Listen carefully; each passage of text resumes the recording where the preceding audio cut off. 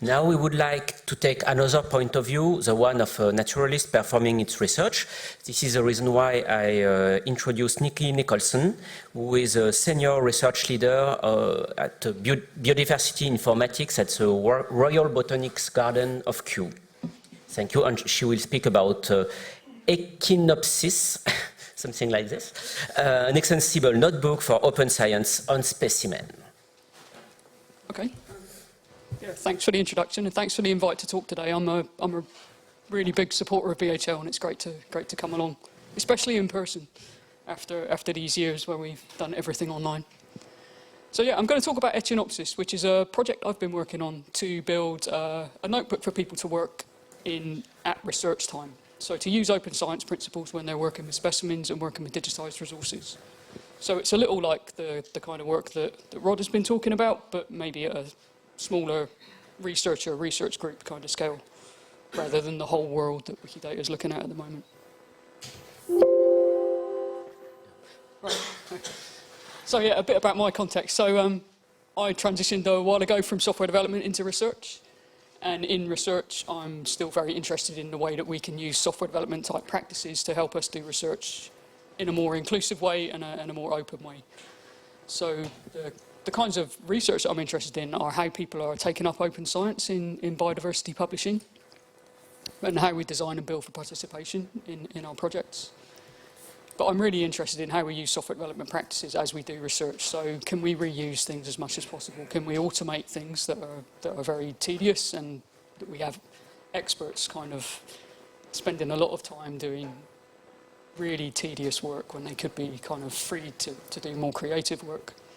Can we use version control so that we can more properly see where we're going with the changes that we've made to analyses as we go through them in the research process? Can we control dependencies? Can we use continuous integration? So I've been experimenting just recently over the past couple of years about, I write my papers on GitHub now, so we do a whole flow of the analysis all in an automated way on continuous integration, and we make sure that when we get the reviewer comments in, we address all those with changes to the software and changes to the manuscript that are all done in the open. That's a real change in the way that we work. It's quite a challenge, but I think it's been quite a healthy one. Key to software development, I think, really is all the processes that the industry has built around communication and design and inclusion, and it's nice to try and kind of bring that across to research too. So in being invited to talk about BHL, then I thought, well, BHL was launched in 2006, so I'll do a little look back and see what else we did that year. So it was the year that Twitter was launched, so the innocent days before we all wasted our time on Twitter. So you guys are doing really well because you haven't been bought by Elon Musk. It's a good thing. One of the words of the year, one of the new phrases of the year was crowdsourcing. So yeah, before 2006, we didn't really think of that, and that's something that's kind of key to many projects now too. And also, particularly in biodiversity informatics, around 2006, we were talking a lot about e-taxonomy, about doing the practice of taxonomy online. And we possibly talk a little less about that now. And through the rest of this talk, I'm going to maybe explain why that might be. But we've had a real explosion of data online and data and activity online. So I work at Kew Gardens, my interest is botany. We've got millions of specimen images up. It's very easy to digitise plant specimens. And we've got billions of metadata records shared through GBIF. We're linking that to literature, and both the born digital and the digitised literature has given us context as to how those specimens and the names that they represent, the names in a taxa that they represent are used. And we're starting to use things like machine learning, so we've got this massive resource of text and images that we can use for AI approaches. And I think some healthy things since 2006 is we've got a big recognition of different roles in research. So we understand that it's not just the researcher, and we've kind of seen the expansion of the number of people that are on a paper, recognising that it's not just the lead author that does the stuff. You know, we've got the people that do the curation, the collection of the specimens, the identification of them, the people that do the technical work in the analysis. And we've got bring your idea to the data. So we've got compute online rather than having to pull all the data down into one place to do something with it. So while we're still kind of learning how to work online, COVID gave us a big kick and made us do everything online with no notice at all. I was told to go home one day and I packed up my bag and I didn't go back to work for months. And it really made me think about how we've asked people to work online. So are we, when we're asking researchers to work online, are we building for them a usable space? Or are we just cramming another thing into another browser tab and saying, yeah, do this as well? And for me, it was a real relief, actually, to go back to work and to leave the little world of my laptop window.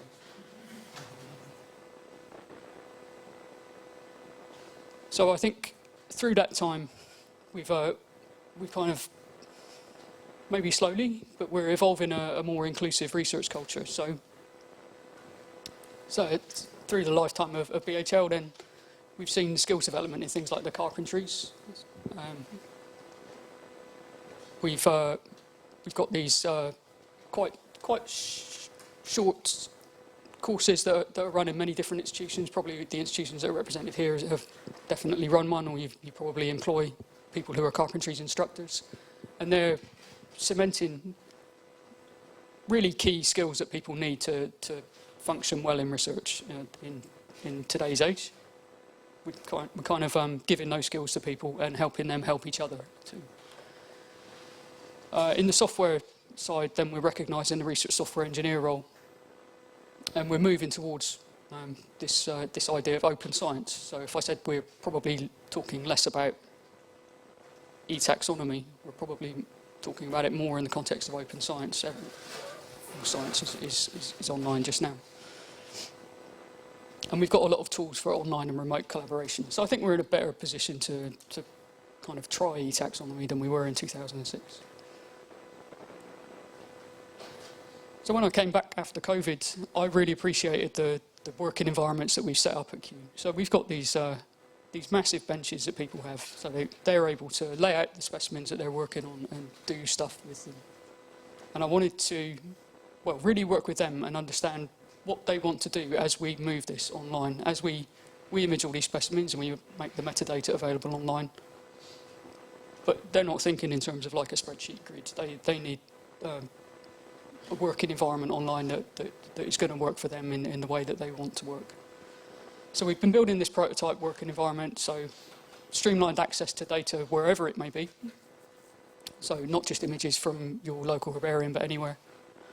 How can we get the experts to look at the right specimens, pull them together, mobilise data off of them, and have a place where they can work, where as these AI approaches come on stream, we can bring them in. But we're not always saying to someone every 3 months or 2 months or however fast like new ChatGPT iterations come around. We're not saying, hey, go and do your work here, go and do it here. We're trying to get one common place that they can work.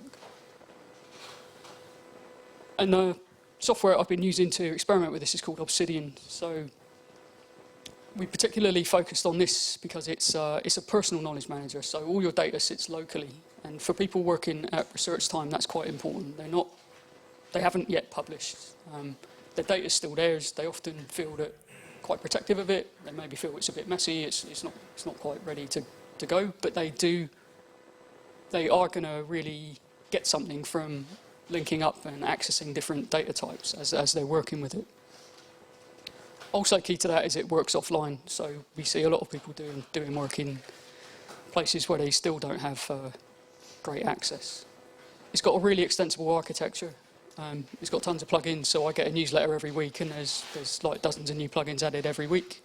And it's got an active user and developer community. So these are all great attributes for us to kind of use that existing community and be part of it and develop software which is just really key to the problems that we have, rather than trying to be macho and develop everything. And it's particularly key in that in biodiversity informatics, we often use OpenRefine, and a lot of these attributes are shared between Obsidian and OpenRefine. So we've done really well in promoting the use of OpenRefine to clear up tabular data and to get better data management awareness for people working with tabular data. I'd like to see if we can do the same with unstructured, semi-structured text data as we've done there. So in a nutshell, we've extended Obsidian for specimen research. We've got plugins that will access specimens from GBIF, names from the International Plant Names Index. Again, a botanist, so that's my focus. Collections is an entity from GR Cycle that GBIF manage. People from Bionomia, literature from Crossref. Obviously, there's a role for literature from BHL too. A user can grab this data, create links at research time, explore their data spatially and in a network. They can write their new work in this tool, and they're basically learning open science working practices as they go. So I've got a couple of animated GIFs that are just showing this. So say you've downloaded a paragraph of specimen references, then highlight one, you can send it to GBIF as a search, pull the record back, get the image back from GBIF2, and what it's showing on the right-hand side is it's scanning through the text that's in that paragraph, and it's saying, have I got anything locally stored as an entity which looks like a bit of that text? And it's linking it up. You can see this animation in the bottom of a graph there, so you're building your own links. So this is a person doing this, a person selecting the piece of text that they want to link, but obviously this is a place where we could put in named entity recognition or an AI approach if we wanted to, but keeping the common work in place, not changing the tool every time something changes. The second one I've got is kind of a workbench example. So say we've got a load of specimens in our system, then you can create this kind of virtual whiteboard or a virtual desktop, drag a load of specimens into it, and it's going to go off to GBIF, get those images and show you them. And then you can mix and match those, you can drag them around this desktop, you can pile them up just like you would pile up specimens in a herbarium. You could do that with the concepts and the specimen references that have come from a piece of literature. Or again, you could send that off to a machine learning algorithm that has done clustering on images, and you could say, which ones do you see as separate, as clustered or similar? So we've got places where people can do pieces of work that are common to them at research time, basically highlighting things in pieces of text with a highlighter or moving specimens around on a desk, and they can do that with the digital data that we've got available right now. So we tried to design this as an open project, which is why I've said that this roadmap is open to influence. So if you've got real ideas about which order we should do these things in, then I'm quite happy to have conversations about the best way that we would do it. The first one we've done is what I've just shown you, really. So a skeleton toolkit, which is a personal research environment based on Markdown authoring and linking. But we can publish data out of this because they're just simple Markdown files with structured front matter. So we can publish out static site generators, and we see that that's a little bit similar to the GBIF hosted portal work. But we could also do things like document production. So I mentioned that I write my papers on GitHub. The text of the papers are in Markdown, and we plug everything together and we get a PDF at the end. We could do the same for people who are describing specimens, describing new species using specimen references. And we can also produce out data sets. So we've got experts looking at data, looking at perhaps older data sets that have got many, many specimen references in it. Then they could mark those up. We could pull them out, package them up in a Darwin Core archive of material citations and post them up into GBIF for aggregator harvesting. So we can do these things, I'm pretty confident right now, with scripting against these kind of research environments that people are building in this tool. And I've got colleagues at Kew that are working on this, and a colleague at Edinburgh as well, experimenting on this just now. I'll end with 3 points that are relevant to BHL. So I presented this work at the final meeting for the Mobilise cost action earlier this year. And that was a project where we were talking about how we could link up people data between different research infrastructures. And one thing that many people want to use when they're kind of disambiguating people is TL2, Taxonomic Literature 2, which is present in BHL, but was also funded to have corrected text data, and it's available in a Smithsonian data package. So we've got this great resource, which is kind of a meta-resource and reflects back on BHL in that it's got people in it, it's got places, it's got institutions, it's got links to other bibliographic works which are also within BHL. But within BHL, the data is not the data behind it isn't this nice clean OCR. So we'd like to look at making this available as a reference resource for people working on bionomia.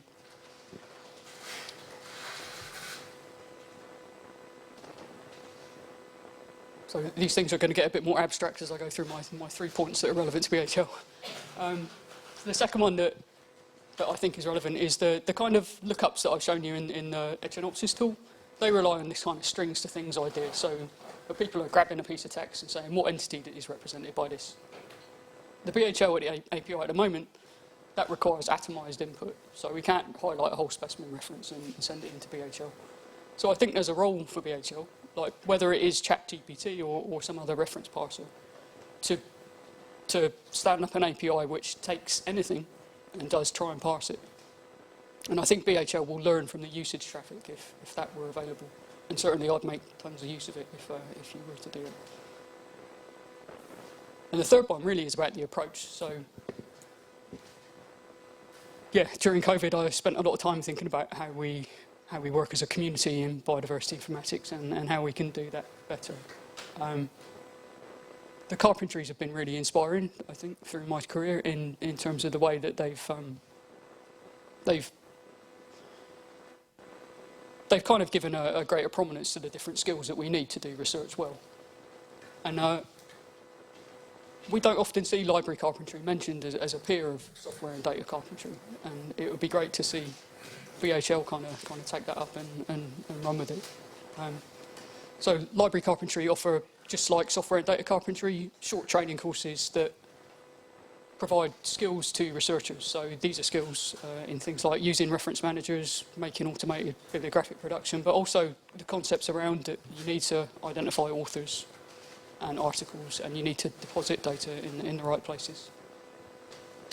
And finally, the program that I've been on recently is called Open Life Sciences, and this is a 16-week project management mentoring program, and it's about open project management. So it's really trying to emphasize open by design as a concept. So it's really about community building and inclusivity. So you don't kind of show your project right at the end. You try and build a community and bring them with you and work on it as you go. And that's where this Echinopscis project and the work with my colleagues at Q has come from.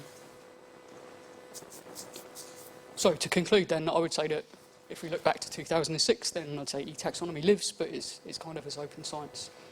And what we're doing in this project is we built an open project based on participation and reusable skills. We want to give things that people can use now, not say, one day you'll be able to do this. People can download the stuff now, and I do encourage you to have a go with it. But we're building this place as somewhere where it's extensible, so that when these AI approaches come on stream, then we can plug them into a familiar, usable environment. So yeah, the idea is that we take small steps to get there, and we bring people along with us. Yeah, I'll be around for the rest of the day, so if anyone's got any questions later, then I'm happy to take them.